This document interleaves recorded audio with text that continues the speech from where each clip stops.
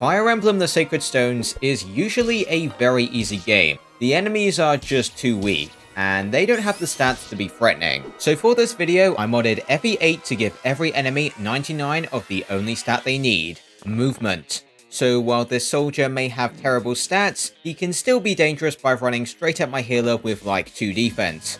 Or he could just run at Seth where he deals like 0 damage and play the long game as he's just stealing my EXP. But even with the challenge of every enemy having 99 move, I still thought this game might be a little easy. So I decided to add the Ironman rule set to this challenge, which just means I can't reset or reload my saves, so if someone dies, they stay dead. I also personally think that 99 move and an Ironman combine quite nicely together, as if I made one mistake, it could quite easily snowball into something much worse. I'm also not going to do optional battles like these in the overworld. If you think this run is interesting, be sure to like the video and subscribe, and now let's start on the prologue. For this run, this map is pretty much unchanged, as the peaks can't be traversed by enemies on this map.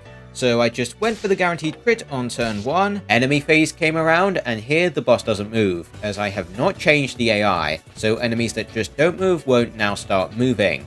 Anyway, I now fed another kill to Erica, and I gave the boss kill to Seth, as he will actually get some decent EXP out of it. Chapter 1, this is our first map where the enemies are somewhat free to move around, and with Erica's awful defense, I knew I needed to keep her out of harm's way, so I rescued with Seth and moved on to this fort. He now kills a few units, and we're joined by 2 new units. I attacked with both of them and killed this soldier, and on enemy phase, we were charged of what was left of the enemy forces. With just 2 enemies remaining, they were fairly easy to finish off. In a few turns, the reinforcements came in, so I formed a line to prevent my units from being attacked by 2 units at a time. Then on the next player phase, I secured the remaining kills and started to approach the boss. I attacked first with Seth to weaken, and I gave the kill to Erica, as I don't want her to die, and some HP or defense levels could help her in the future. And since if she dies, I would have to reset this run, I wanted to improve her chances of survival. And here I did just that by building up a few supports, one with Erica and Seth, and another with France and Seth. These both provided a boost to defense that would help in this next chapter. Here we have 2 recruitable units, with Ross and Garcia, but the problem here is the bandits here can traverse the mountain tiles, which means if I rescued Ross with Vanessa as intended, she would likely get swarmed by the bandits and immediately die. Oh, and there was also an archer on this map with 99 move. Vanessa really stood no chance, and flyers in general felt significantly nerfed in this run.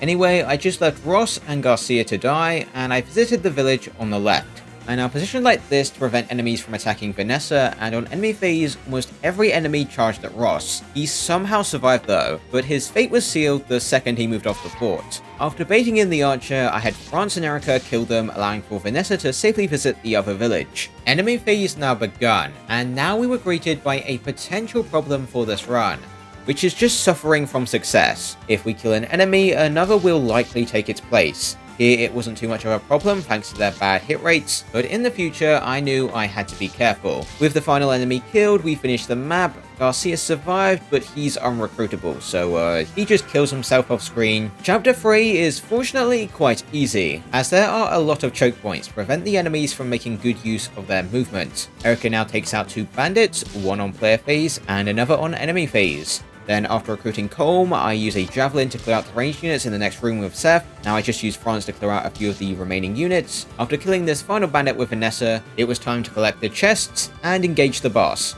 I planned to use Erica to weaken, but she landed a crit, killing the boss and taking the EXP for herself. On chapter 4, there are a huge amount of monsters, and with them all having 99 move, they will all rush me immediately on turn 1. So I just placed my whole squad right here, and considering the monsters were quite weak, I expected they would be fine. The unit most at risk was Arthur, as if he landed a crit, it would be likely he would die. Fortunately, I was fine, and my other frontliners were faring fairly well against the monsters. On my next turn, I took out as many monsters as I could, prioritizing the ranged units as they were more of a threat. At the end of the turn, I unequipped Arthur to prevent him from killing and healed him. During enemy phase, Erica was under some pressure again, as she was destroying every monster that attacked into her. They dealt about 2 damage at about a 30% chance to hit, so there was a small chance she would die, and this was another situation where I should have been more careful. With that turn over, I could end the map any time now, but I chose to head down to recruit loot and to trigger the reinforcements. This nets me some extra EXP, but it left a single Revenant alive who doesn't do anything. Yeah, with that done, that's another map finished. Chapter 5 is the first map to feature a recruitable enemy unit, in Joshua, who has the normal movement of 5 since he's recruitable. Anyway, this is our first quite scary map. There are a lot of enemies here, and it features a few side objectives like keeping Natasha alive to recruit Joshua, and the villagers. So I determined my best starting play was to send Vanessa at the village, send the newly obtained Draco shield to the convoy. Now France and Seth move to block this choke on the right, Gilliam blocks this central choke point, and Erica consumes the Draco shield from the convoy on the left and unequips her weapons. Enemy phase now begins, and enemies run at my weaker units, like Erica, Gilliam, and France, but they don't kill in return, so now there was only one target left to attack, and he destroyed everyone who attacked him, with the exception of the mercenary who he couldn't double. Now some reinforcements show up, and they were quite scary, if they could reach my frail backline, so I just used Vanessa to block this lower path, and now used loot to block the path over here. With everyone healed, this enemy phase was quite easy to survive, and with Seth's high offensive stats, most of the movable enemies were already defeated. So on this next turn, if I could just kill everyone, I would be completely safe. And fortunately with units like Seth, France, and Erica, I easily cleared out every enemy, leaving just Joshua and the boss remaining. I baited him out with a unequipped Seth and recruited him on the next turn. Now I should probably mention why Joshua's sprite changed to a general when I moved him. Well, you see, the way this mod works is I just replaced classes that I would never encounter with replicas. So I could have an enemy only Myrmidon class that has 99 move, and a player only Myrmidon class with the normal move. And since this class replaces female general, it looks like this. So if you notice any weird visuals like this, they don't affect anything, and I don't know how to fix them. So anyway, I now position my squad right up here in range to take out the reinforcements. After a few turns, the next few reinforcements came in, but they quickly died. Now I could safely visit the village, purchase a few items, build some supports, and broke the boss's weapon while I grinded healer EXP. Now I just used Vanessa to get as much EXP as possible from the boss. When he had 2 HP, I just used Erica to secure the kill, and I beat the chapter. For this next chapter, I send Orson up to kill a soldier, and I send Ephraim in to do the same, but I chose to rescue out Ephraim to keep him safe, and now Kyle takes his place. Since he didn't one round, I quite easily directed most of the enemies to attack Orson, who does one round, and he takes out a majority of the enemies. On this next turn, I just used Ephraim to kill this archer, and I continue to hold my position in the choke with Kyle and Orson taking on a majority of the enemy forces. After most of the units were killed, I could safely send in Ephraim to pick up some EXP. When everyone was killed, I had the time to pick up the chests, build up some supports, and then march towards the boss. He was quite easy, and from there, I ceased to clear the map. Okay, chapter 6. So the best strat I got for this one is just deploy France, Erica, and Seth, and huddle in the bushes, and pray we don't just immediately die like the villagers. Fortunately, with Franz and Erica being unable to one round, it left no room for most of the enemies to attack them, so they just suicided into Seth. On the next turn, all I could really do was kill 1 or 2 units and heal up, and then the next enemy phase began.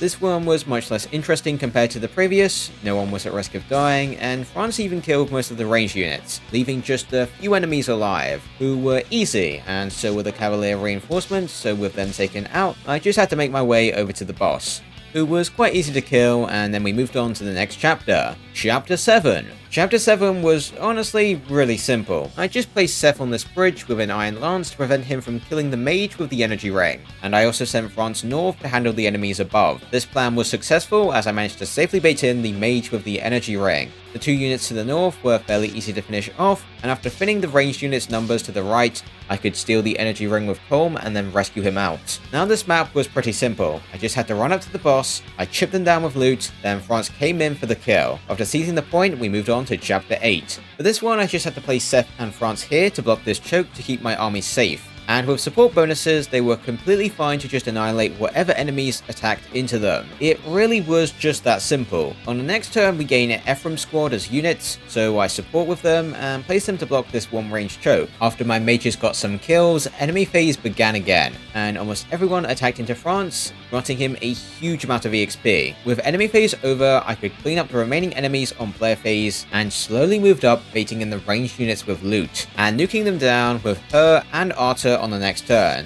Now I just opened the door, killed everyone with Seth, and I made my way over to the boss. After blocking off this thief, I got jump scared by these two mages, but other than that, I easily collected the treasure and killed the boss slowly with France, securing the kill with an armor slayer.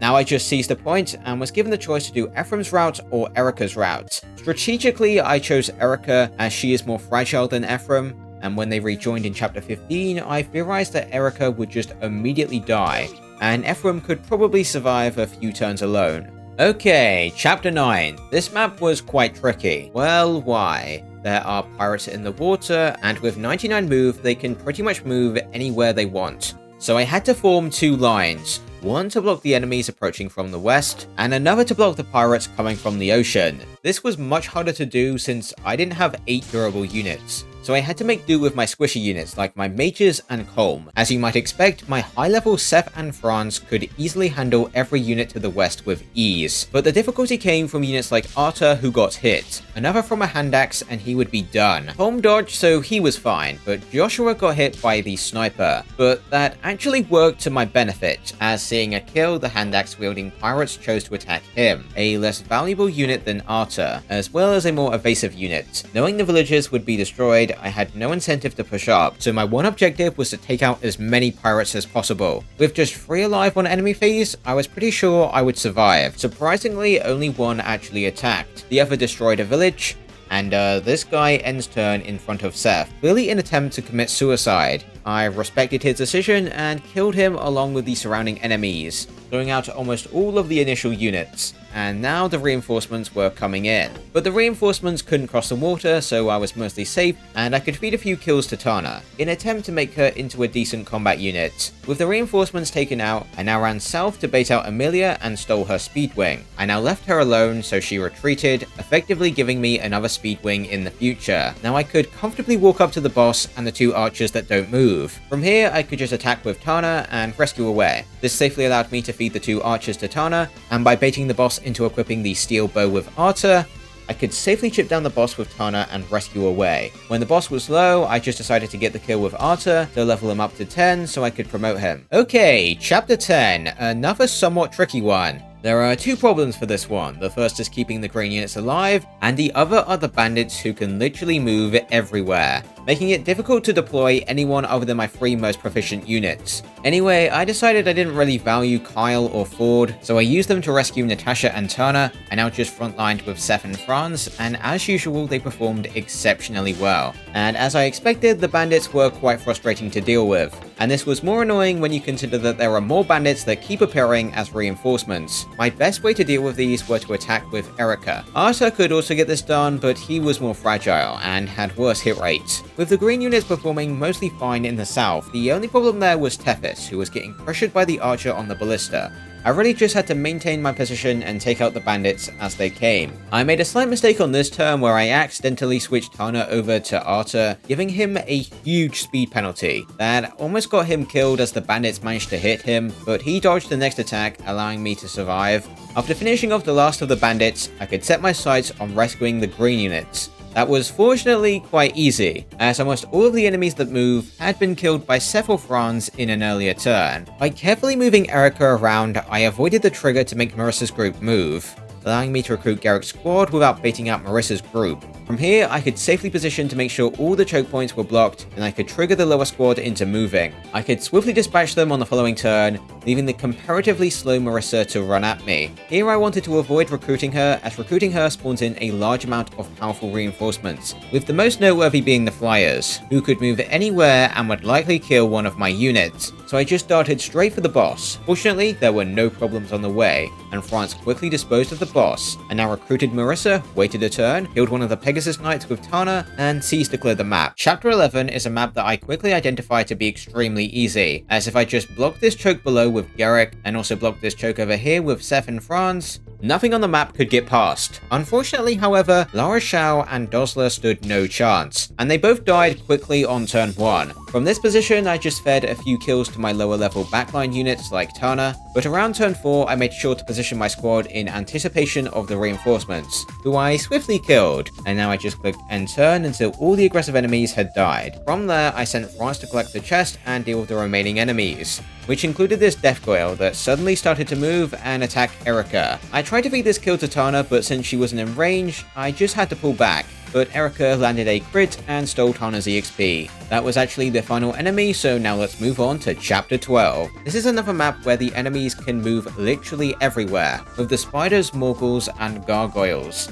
So my best bet was to just hide in the evasive terrain above the starting area. Here I also decided to unequip Saleh, as he was my most fragile unit and he could potentially die if we one-rounded the monsters, allowing for more to attack him. Anyway, I now just stayed put, slowly killing every aggressive monster until only 4 enemies remained, which didn't move. To kill them, I sent Garrick alone, as moving up would trigger the gargoyle reinforcements, and without support, Garrick was probably my most durable unit to survive multiple engagements against them. Despite this plan, they still preferred attacking Seth for some reason, and he obviously destroyed them, so with the reinforcements taken out, and with all enemies that moved killed, winning from here was quite easy. I just had to kill these 4 enemies, and that was the map. Chapter 13 was the map where I finally realized I should stop holding my angelic robe, and I just ended up giving it to Erica. For this map there are a large amount of reinforcements, so this time around I chose to deploy a full team. On my first turn, I just transported my less durable units through this part with the 2 mountains, and I plugged this choke with Garrick, Franz, and Seth. On enemy phase, unfortunately my units couldn't one-round the knights, but the enemies ended up moving to my benefit, causing most of the ranged units to suicide into Seth, and the ones that didn't immediately die were weakened significantly. Reinforcements now came in from the 2 northern forts, and this was the main reason I deployed the rest of my army, as this would be a great time to gather some EXP. Unfortunately, however, killing both of the reinforcements on every turn looked to be inconsistent, so I blocked one of the forts to reduce the amount of incoming enemies. Now I pretty much just held my position, and the first change in plan was recruiting the speed wing, which was fairly simple to rescue out of harm's way. Eventually Cormac appeared, and forgetting he held a killer lance, I attacked with Innis, preventing my backliners from being destroyed by 99 move wyverns, but this in turn placed him in range to potentially die to a crit. So the best I could do is place Erica in range to recruit him on the next turn. He now attacked Innis and equipped a steel lance, so my worrying was for nothing. For Innis at least, as Mulder got hit by a wyvern and then a ballista killing him. After killing the other wyvern, it was smooth sailing until turn 9, where like 10 enemies show up right on top of me. This was the actual reason why I chose to deploy everyone. I needed to take them all out and fast. By some miracle, I managed to dispatch of most of them. My whole team was contributing, even the weak ones had a role to play. Erica took down the boss, and at the end of my turn, only a single cavalier survived my assault. They did get a kill, but let's just say it wasn't a unit I really valued. Some of the reinforcements to the right came in, and I swiftly dispatched them on the next turn. And from there, the final 2 turns were fairly uneventful, and I beat the chapter. For chapter 14, I just stayed near the starting area to wait out for the reinforcements, who I aimed to kill with Tana and Cormac, as I want to have some strong flyers. After they have been dispatched, I set my sights on this first room with Renak, who I recruited, and I also proceeded to kill everyone in that room. From there, I could break this wall and kill the ranged units around the boss, but for some reason this Armor Knight and this guy with the Berserk wouldn't move, so I sent France over to kill them, and even when attacked, they refused to use the Berserk. From here, the map was fairly boring. The enemies left alive were behind these doors, and as long as I was prepared, I could easily kill every enemy behind these doors in a single turn, and I quite easily collected all the chests, opened the way to the boss, killed the mediocre knights, and moved up to the boss. I broke their weapon with Franz, and that allowed Tana to safely accumulate some extra EXP. After some time, Cormac got the kill, and I ceased to clear an easy map. Chapter 15. This was the map I was the most afraid of. It really needed careful planning, as I need to kill as many enemies as possible to prevent Ephraim from dying. The main problem here is he appears on turn 2, specifically turn 2 enemy phase, meaning enemies would get to attack him before he could move. So this was really scary. After thinking it over, I gave Seth some stat boosters to secure some more kills, and I gave Garrick a secret book and a goddess icon to improve his chance to hit and crit. With most of my units equipping killer weapons to secure some speedy kills, I begun the chapter deploying a 5-man squad. For turn 1, I built up 2 supports with Innis and positioned like this, and on enemy phase, I just had to secure some kills. Fortunately, most of the enemies charged at Seth, my most proficient unit at killing, so it should be no surprise that I had a fairly easy time clearing out most of the one-ranged units. The problem was with the ranged units. So on this player phase, I had to kill as many as possible to help Ephraim survive. After landing one final attack with Innis, enemy phase came around, Ephraim appeared, and Noel died immediately. Surprisingly, no one actually attacked Ephraim. They were more distracted in attacking Innes since he couldn't attack back. Anyway, Dusul now just kills this wyvern, and Ephraim approaches this fort for some extra defense. Erica's group cleared out the remaining units near her, and then on enemy phase, I got scared because Ephraim almost got slept. So on player phase, I immediately killed the sleep user, placed Ephraim on the fort, and used my upper units to fight off the Pegasus Knights. The only exception to this is Seth, who ran straight down to assist Ephraim. And I needed to do this as a large amount of reinforcements appeared on turn 8, that I needed Seth's assistance to take out the scary paladin. But this almost came at a cost of his life, as every mage on the map darted to his position, dealing surprisingly high damage. Unfortunately, he didn't have a javelin or an elixir, so Dusul had to come in to assist, and allow him to trade over an elixir. With the elixir's help, they both managed to take out the mages. And with that, the reinforcements were taken out, but there were still a few units near Volta, and I was pretty sure they moved, but I didn't know when they moved. So I slowly inched my way towards them, and when I approached these forts, they started to move, and their target was Ephraim. Fortunately, Ephraim didn't crit here, so there was no risk of him dying. The remaining wyverns were easy pickings, and so were the two bosses, but first I made sure to collect the treasure, and when that was done, I killed Kalak and moved on to chapter 16. This map looked a lot harder than it actually was, as there were these mages with Purge and Bolting. Fortunately, they just never moved, so we were fine. For my turn 1, I just placed a barriered up France and Erica here to block the choke, and I had Tana and Cormac run in this direction to take out a few units. After a few turns of staying stationary, I cleared out most of the aggressive enemies, leaving only these ones that I killed on player phase. Now Tana and Cormac killed this druid, and I waited for the reinforcements to appear. The first was this thief who decided that attacking Seth was a better idea rather than looting the chests. Now a few druids came in, but they were no problem, since they only came in one at a time. With them killed, I assumed that the remaining units, excluding the high-range magic users, would move when I triggered the reinforcements, so I moved everyone up here and had Erica and Seth bait out the dark mages. While up north I had France and Garrick hold the upper units off. When the enemy phase ended, Great Knights came in, and little did I know that this guy had the power to explode the game.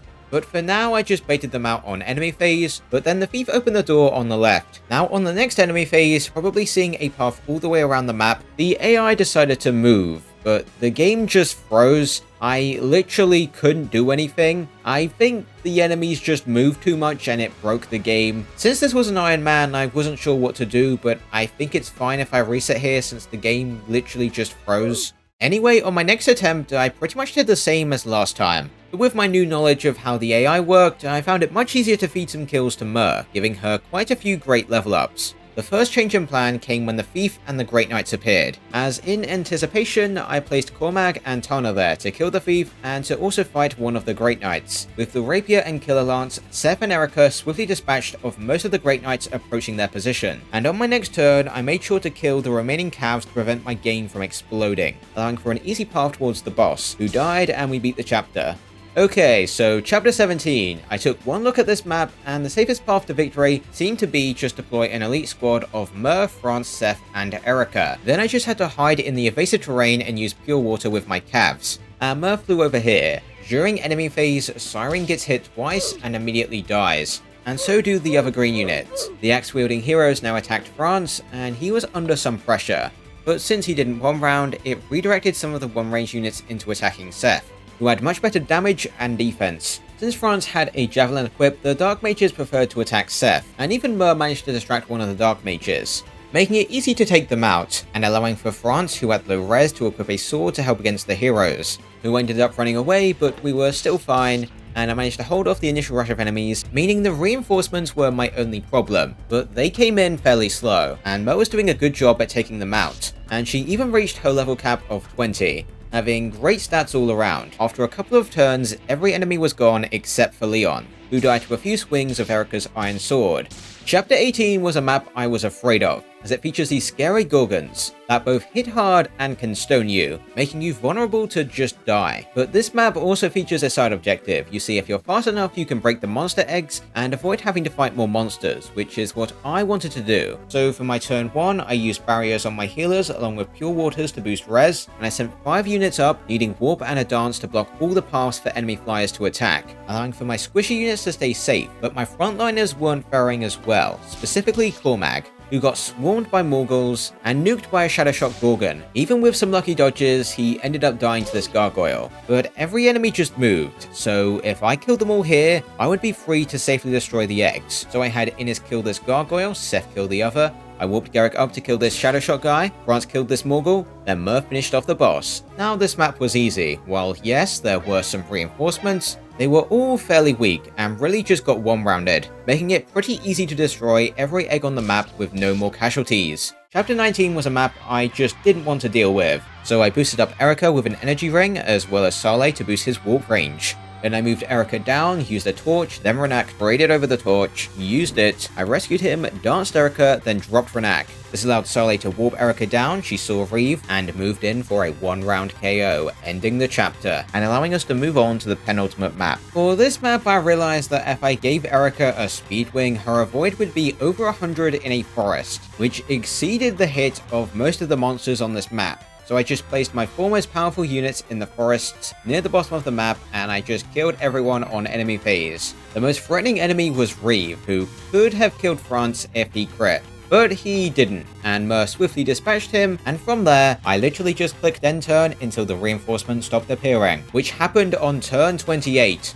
So now I only had to worry about the zone-based reinforcements, who in all honesty are really easy and are not worth talking about. Initially I thought these Morgals could have been annoying, but they just don't move, making them fairly easy to dispatch. If you move past this area here, some reinforcements come in, so I just positioned to kill the boss and seize in the same turn, and with France for some extra chip, Seth decimated the boss with the Vidofnir, allowing me to clear the map with no casualties. Okay, chapter 21. There were 3 problems with this map. The first is that Ephraim is deployed, and at a low level he may just die and make us game over. The next problem are the Gorgons. If stone lands, it could really cause some damage, and result in someone dying. Our final problem are these Draco zombies. They have very high hit for how much damage they do, of a flat 32 since they bypass defense. None of my units could take both of them in one turn, so I decided to warp Mer in to kill one, and everyone else just did their best to survive, with Saleh and Ephraim being rescued because I really did not want them to die. Enemy phase now begins, and our tour immediately explodes. Surprisingly, the low HP Mer would have almost been completely safe, but her Dragonstone ran out of uses, and so did Mer herself. After Garrick died to a dragon, enemy phase was over, so now was the time to clean up. I first attacked the powerful dragon with Erica. She couldn't quite kill, but at least she dodged, and now Innes could finish the job. Now I really just did my best to kill as many as possible, but this came at the cost of placing Tethys in range to probably die. And speaking of dying, Innes died, and so did Natasha. But with some dodges, Tethys somehow survived. Now I used Erica to help Tethys escape, and danced to get another kill. Tana now rescued Tethys, and now it was all up to luck. Fortunately, Tana dodged and survived, and with that done, all the enemies that move have been killed. So I just ran up to Leon, cleared a path forward with France and Tana. Now Erica attacked, landed a crit, and we moved on to the final boss, Bo Mortis, who is fairly bad. I literally just attacked with Seth, then again with Erica, and by warping in Tethys, Erica could secure the final kill and end the game. This run was surprisingly more possible than I initially expected, with most of the game offering a decent challenge. The only map I think was a little unfair was chapter 15, since if the AI was a little smarter, I'm sure Ephraim could die, and I would have to start over from the beginning. But overall, I'm pretty happy with this run. I think it generally changed the game in a way that made it more interesting. The only problem is that this is Sacred Stone, so the enemies were fairly mediocre, and some maps could just be trivialized by just hiding in a forest. So if you want to see me do this same challenge for a different game, be sure to like the video to let me know, and comment which game you think would be the most interesting for this challenge. Anyway, bye.